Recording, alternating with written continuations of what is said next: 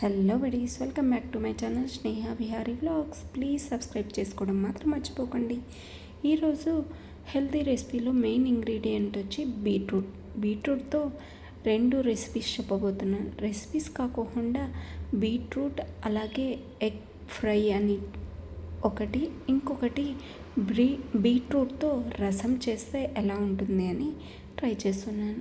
నచ్చితే కమెంట్ చేయడం మాత్రం మర్చిపోకండి. అలాగే మీ ఫ్రెండ్స్ అందరికీ రికమెండ్ కూడా చేయొచ్చు. ఈ వంటకం కూడా ఒక 20 మినిట్స్లో అయిపోతుంది.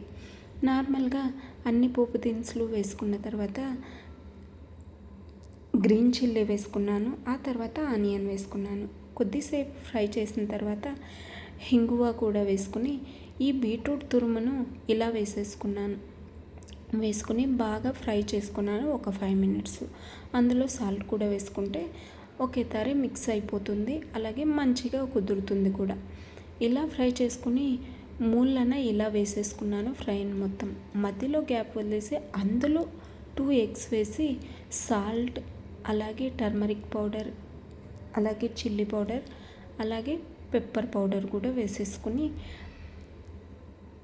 దాన్ని మాత్రమే ఇలా మిక్స్ చేసుకుంటూ ఉన్నాను నిదానంగా.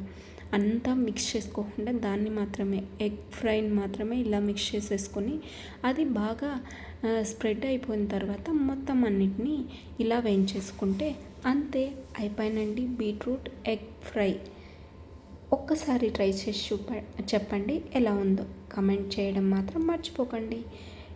ఇలాగే ఈ బీట్రూట్ ఫ్రై రైస్లోకి బాగుంటుంది, చపాతీలకి బాగుంటుంది, అలాగే పూరీలకి కూడా బాగుంటుంది. ఇక రైస్లోకి ఇంకా బాగుండేది ఇది మరొక రెసిపీ, బీట్రూట్ రసం అని దీని పేరు అని నేను అనుకుంటున్నాను. ముందుగానే ఒక 2 విజిల్స్ వేసి బీట్రూట్ ముక్కల్ని ఇలా బాయిల్ చేసుకొని పక్కకు పెట్టుకున్నా. ఆ తర్వాత పెప్పర్ సీడ్స్ కొద్దిగా, అలాగే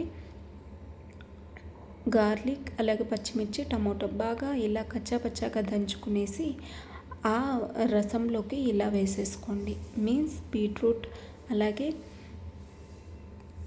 వాటర్ ఇలా ఉడికించి పెట్టుకున్నాం కదా, అందులో వేసేసుకొని అందులోనే తాలింపు కూడా ఒకేసారి వేసుకొని బాయిల్ చేయండి ఒక 15 మినిట్స్, అంతే.